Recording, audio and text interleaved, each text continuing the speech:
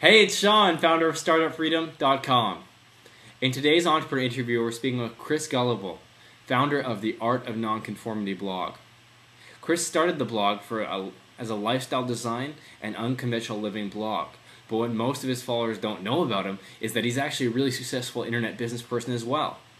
I was really drawn to Chris because when I was checking his site out, on the About page, he has an incredible quote that really got my attention. Once in a while, it really hits people that they don't have to experience the world in the way they had been told to.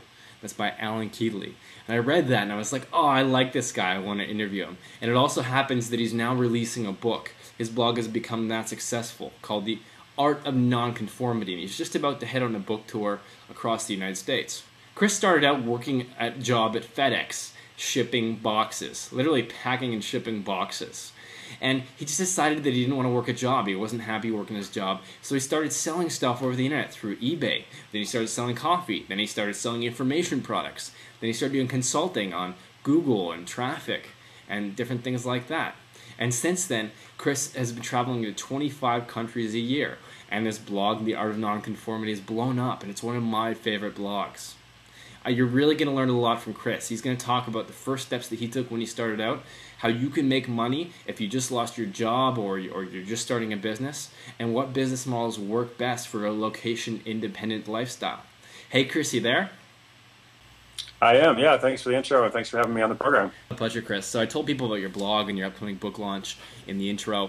But could you maybe give us your story about how you started out and where you are today? Sure, yeah. Short story is I was never a very good employee, probably like you and maybe some of your readers. My last job was slinging boxes for FedEx on the third shift. I was 19 or 20 years old. That was about 12 years ago, and I just hated it, of course. And so I started a small business, started selling coffee. I was importing coffee from Jamaica and then selling it to wholesalers, distributors throughout the States. I did a lot of stuff with eBay. I learned how to do web design in the early days, learned how to do Google AdWords and AdSense optimization. Just kind of did all these random little things, which was fine and well. I wasn't really building a huge business, but I was making a living and supporting myself, so that was good. And then, part of that process, like 9/11 came along, and I was asking myself the big questions of life, like what am I really doing and stuff. So I ended up moving to West Africa for about 4 years to volunteer for a medical charity. So I was there from 2002 to 2006, continuing to support myself at night by doing moonlighting and business consulting and different things so that I could volunteer for the charity during the day. And then 2006, moved back to the States, went to grad school for a couple of years, and then 2008 started the Art of Nonconformity blog and started doing what I'm doing now. That's awesome. I'm glad you took that first step to start selling coffee because I love your blog and I can't wait to read your book. Thanks. So that first step, you're working at FedEx packing boxes. How did you make the decision to then go and start your first business, and what were the first steps you took? Yeah, well, it's funny because it was not strategic at all. It was just, I'm making $8 an hour, basically. I'm there like till 4 o'clock in the morning, and I've got class at 10 o'clock or something, so not sleeping much. And I heard about this website called eBay. This is way back in the day, and I was like, well, I need to make some money. I've got some random stuff around my house that I don't want. So I took some pictures of this stuff. I mean, this is really old school. I'm like, analog camera, taking a picture, going to get the film developed. I didn't know anything about the internet really, so I enlisted my 15-year-old brother in scanning the images and like putting them online and stuff.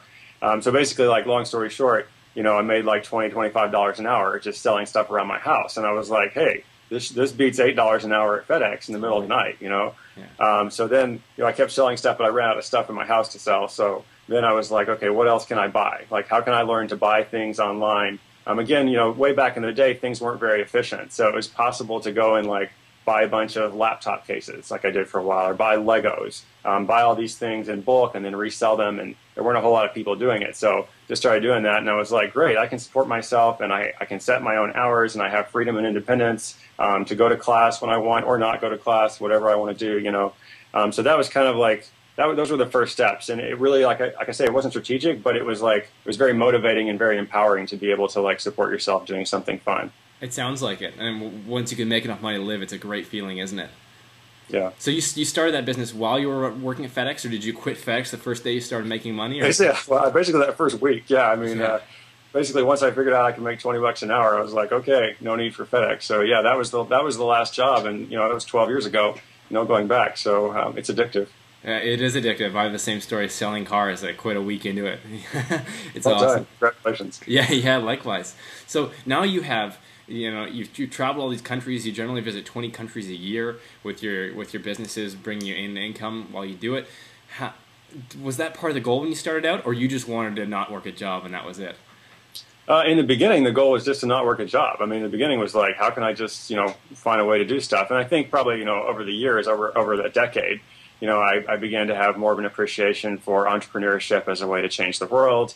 And also, as I said, like asking more of those questions of myself, like, what am I really about? What am I doing? And so kind of out of that process, I wanted to be a writer. I felt like I helped people on an individual basis, like either with my consulting stuff or with the work I did in Africa. But I didn't really have a bigger platform. I didn't have like a way to help people on a broader basis, a way to connect with people. And so I wanted to be a writer. I wanted to write a book. And so the transition to Art of Nonconformity and the business and all the travel kind of came out of that stuff. I turned 30 years old and I was like, okay, what am I doing with my life? I've been fortunate to have done all this crazy stuff, which is great.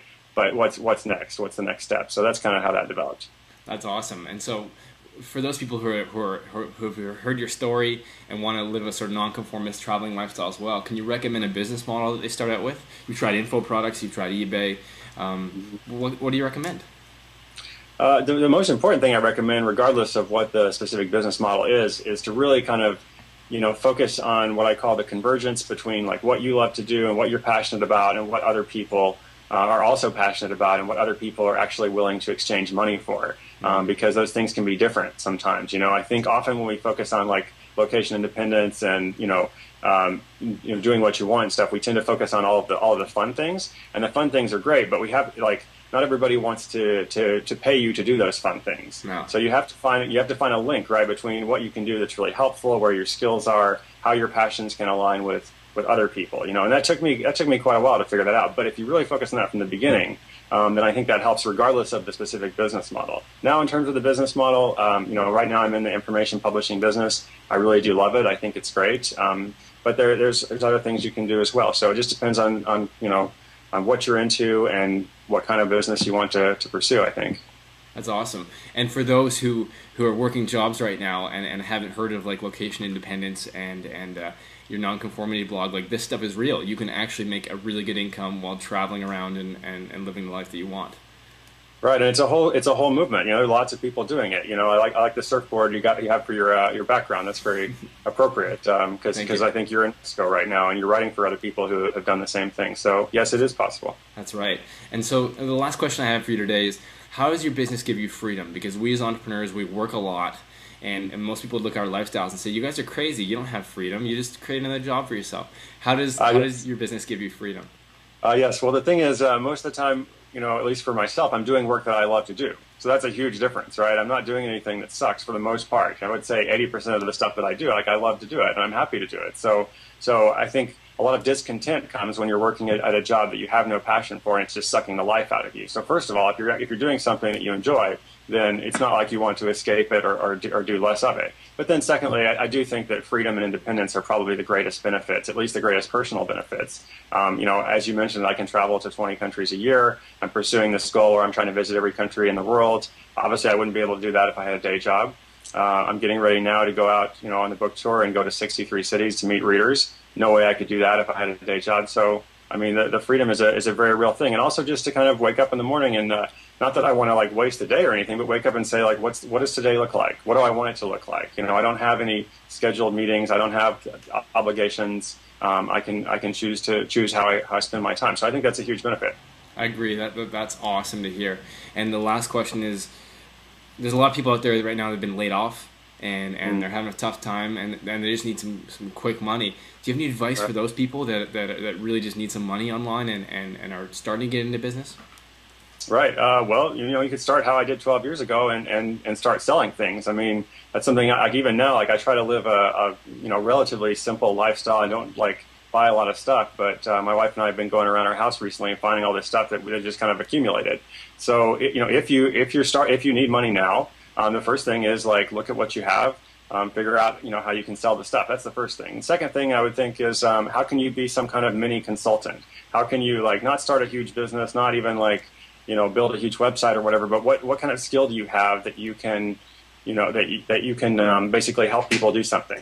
So I would just like start emailing people and saying, here's something that I can do. Can I help you with this? And then go from there. I mean, again, not trying to build a huge business, but just doing something right away to get started. I think that's great advice. Start small, just get started. Where can people find out about your book and your book tour? So it's chrisguillebeau.com, and if no one can spell that, they can just go to artofnonconformity.com. And the book is called The Art of Nonconformity. There'll be a link right below the window, so you have no excuse not to go visit that site. Awesome. Thanks for your time, Chris. I appreciate it. Hey, thanks a lot, Sean. Good luck. Have a great day. Okay, you too, man.